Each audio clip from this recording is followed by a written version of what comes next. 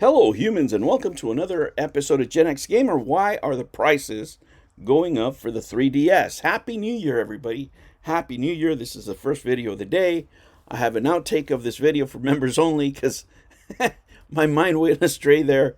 Remember, there's almost 100 videos now on the members only section, and a lot of the older stuff there. If you sign up, thank you so much for joining me. If you like this kind of content, make sure you like and subscribe. Now let's get into it.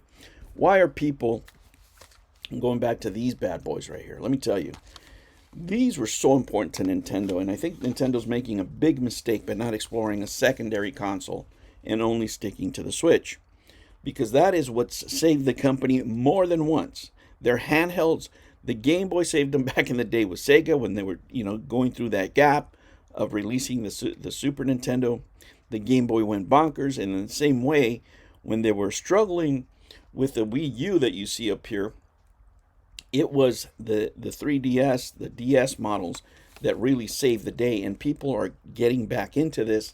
Prices are going up, and there's many theories about this, and let me tell you, a lot of people say, well, it's all the game stores and the scalpers that are buying them, and then raising the prices up. Yes, but why are they doing this? They're doing this because people are demanding it.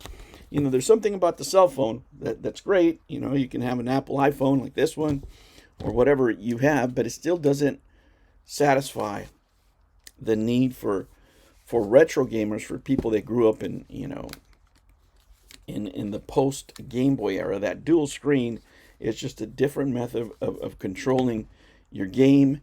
You can get more immersive with it. To me, it really has become one of my favorite ways to play games, and the variety of games that you can get in this library is incredible. And you don't have all the intrusion that you have in modern gaming. Let me show you. You can do old school stuff. You can do your Metroids.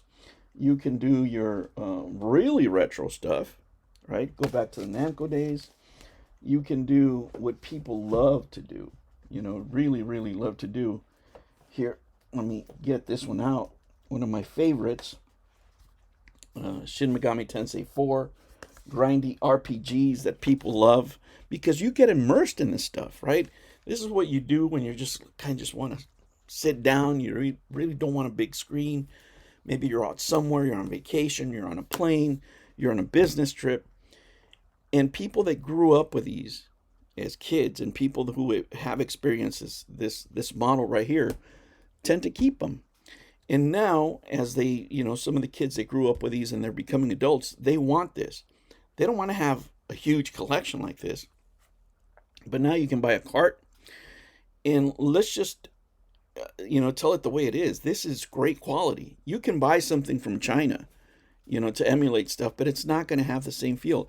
It's not going to be the same thing as this. You're not playing original titles, original carts, which is part of the nostalgia. And I'm not saying that you can't get a better experience when you mod it and all that stuff, because I know a lot of you guys will say, well, you can do this, you can do that. Yeah, you can.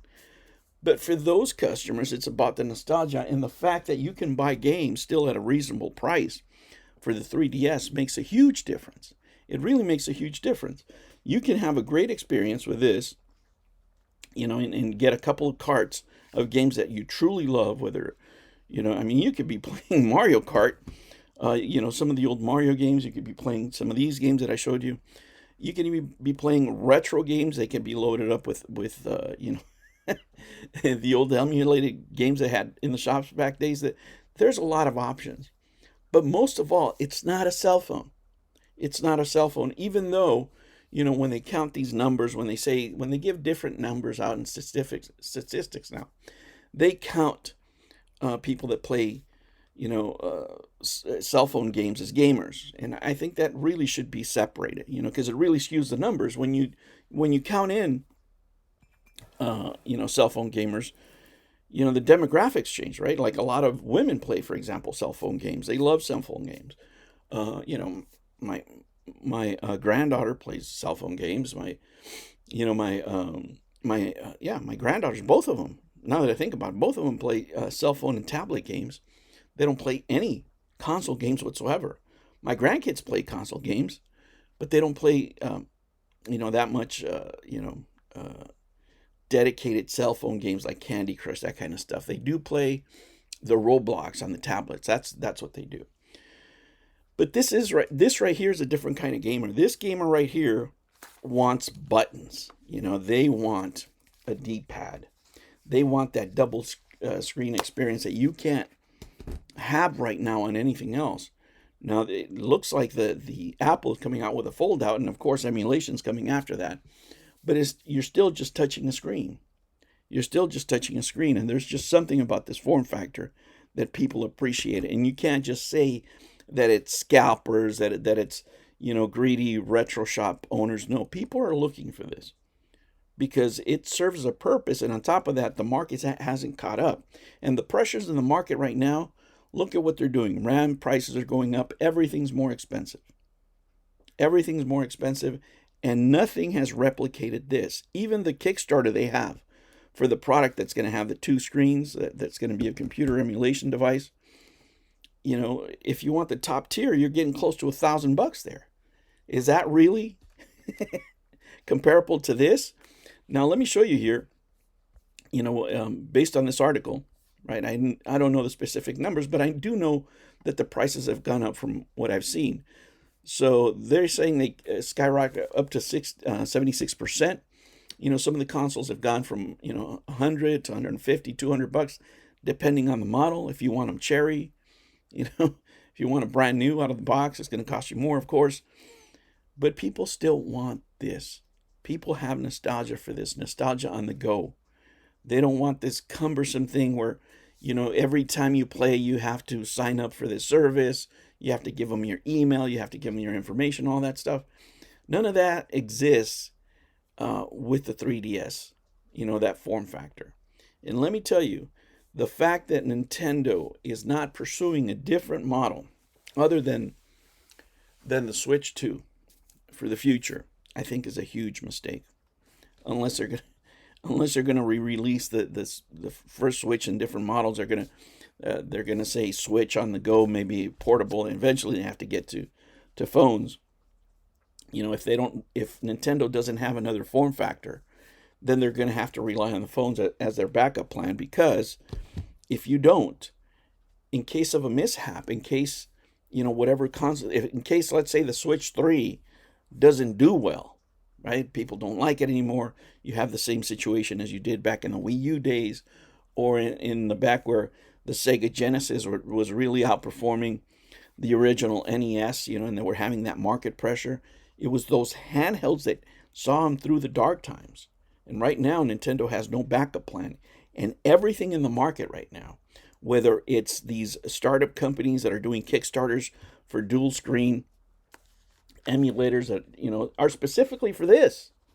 That's what they're for. They're not for anything else. Why would, you're doing this and you're doing the Wii U. You can make a second generation, right? A second generation 3DS, what do you call it? 4DS, whatever you want to call it. But if that machine that you make, if that portable that you make is able to handle up to the Wii U, people would be more than happy with that. That would be a good system seller for you. That would be a different form factor, what have you. It's not going to keep your costs down, but it's an investment in the future, just like you did with the other handhelds, right? Now Nintendo, all it has is its handhelds. It's a hybrid, if you will. You combine the two. But in case of a market slowdown, which may very well come here very soon, they don't have any backup plan. And clearly in droves, which will be another video that I make, people are rejecting the $80 a game business model, $70 a game business model. The market for it is very slim, and I'll show you on the next video. All right, guys, thank you so much for joining me once again. Make sure you like, subscribe. Most of you watch this are not subscribed, so please do so. It'll help us out so much.